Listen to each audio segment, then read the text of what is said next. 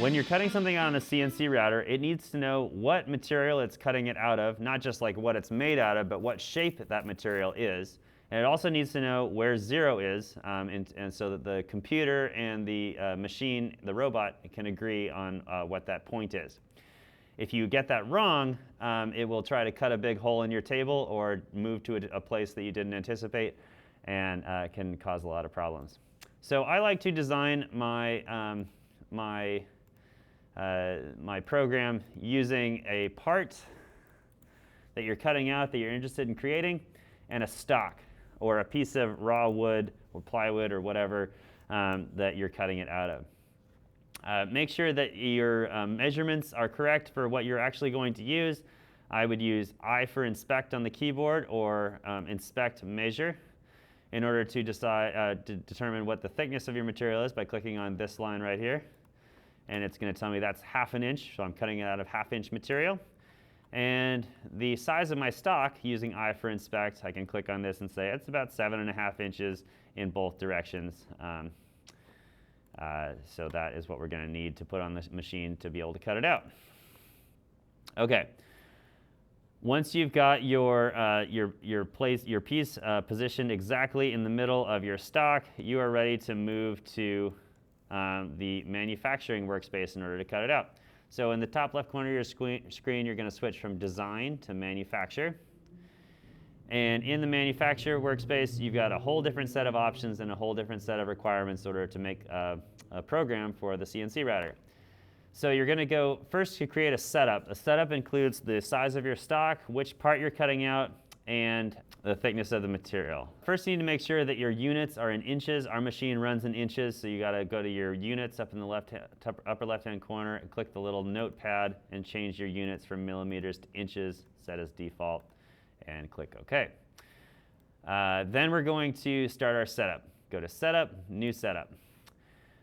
This is going to show where our part is, where our stock is, and where our work coordinates are located. The blue, green, and red arrow are the work coordinates. In this case, I don't have a long axis, so I can position my X and my Y in either direction. I need to make sure my Z is going up and down. If it's incorrect, you can flip arrows by clicking on the pointy end of the arrow, and you can orient them by clicking on the other end of the arrow and then orienting it with a line. That would be incorrect with the Z going not straight up and down, so I can reorient that to a vertical line and then flip it to get it going in the right direction.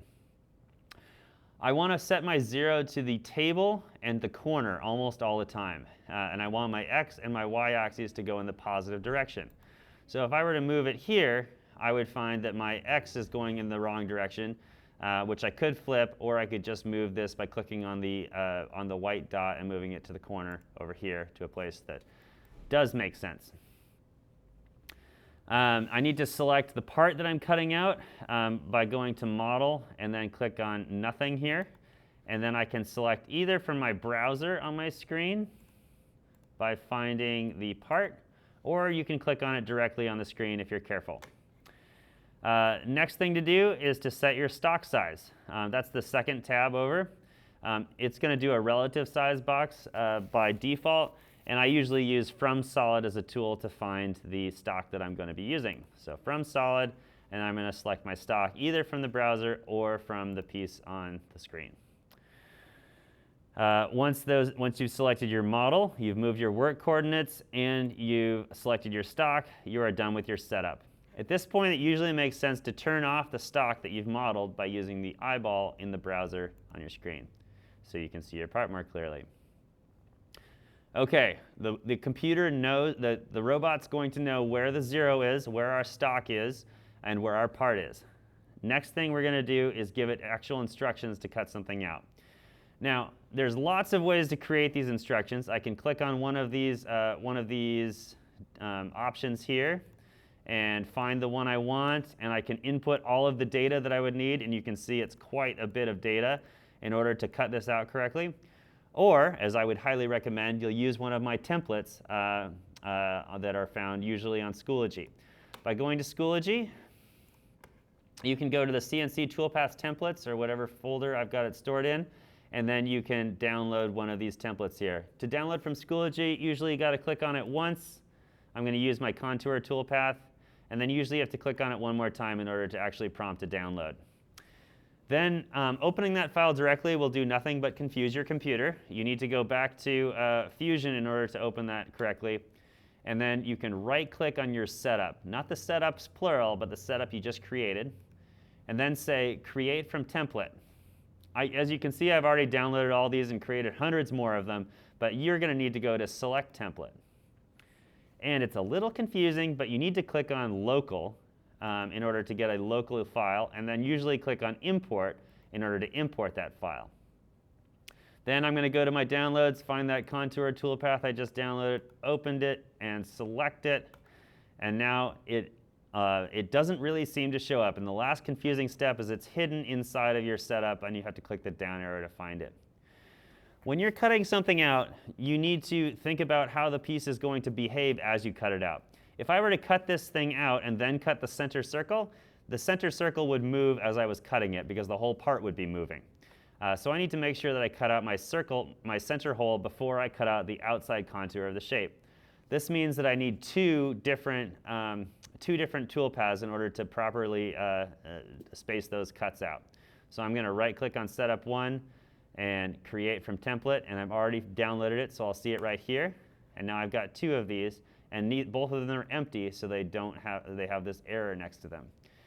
I've made it very easy for you at this stage. You don't have to know any of the numbers. You just right-click on that contour and edit it, or double-click on it. And then we're going to go to the second tab, which is Geometry, where you actually select what you'd like to cut. It won't do anything if you click on the top circle. It will work great if you click on the bottom circle at the bottom of that hole, like so. If you click on the red arrow, it'll mess something up. If you've done your setup correctly, it'll already know that you want to cut out the inside of this hole and not the outside of this hole. And then you can say, that's all I need. If I had more circles and more interior cuts, you could add them to that toolpath. Next, I'm going to move to my 2D contour to below this one. I'm going to edit this. Again, go to Geometry, and instead of clicking the bottom of my circle, I'm going to click on the bottom of my outside profile. All the rest has been done for you. All you need to do is click OK, and now the machine knows what to do. A few things you can do to check that it's ready are to double check that your setup has the 0 at the bottom of the stock. Double check that the first one cuts out the middle and the second one cuts out the outside. You can actually drag these to either side of each other if you need to move them. Also, you can double check that the machine is cutting out only a 1/4 inch deep at a time. Because my material is 1/2 inch thick, it's going to show 2 lines or 2 blue toolpath lines as the process for cutting this out with a 1/4 inch bit. The last thing that you can do to check is to simulate your file. I'm going to right-click on Setup 2 and select Simulate. The fun thing to look at is to go into Statistics right away, and it'll say that this cuts out in 55 seconds. Pretty fast. It also takes 7 feet of motion in order to cut it out. That's not super necessary to look at. Mostly you want to look at display, and I find the most useful way is to not show the toolpath and do show the stock. And then you can run the program by clicking the play button to make sure that it's doing what you want. That's kind of frenetic and fast, so let's slow it down a little bit using this bar, and we can watch it cut a little slower. That's a little too boring. Let's speed it up a little bit. And watch how it cuts around the edge. Looks like it does its first pass, and then it plunges deeper and does the second pass, and then it is all done.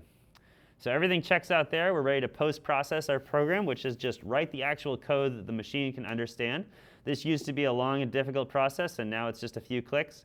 Right-click on your setup if you'd like to do the whole setup at once, and hit Post-Process. You'll need to find the right file using the 3 dots over here or the open folder, and it's ShopBot Open SBP. If you need help finding that, you can ask questions, and I'll show you where that is. And then change the program to the name, and usually include your name too, so it's easy to find on the computer. Then I'm going to output it onto a flash drive and post-process it from there.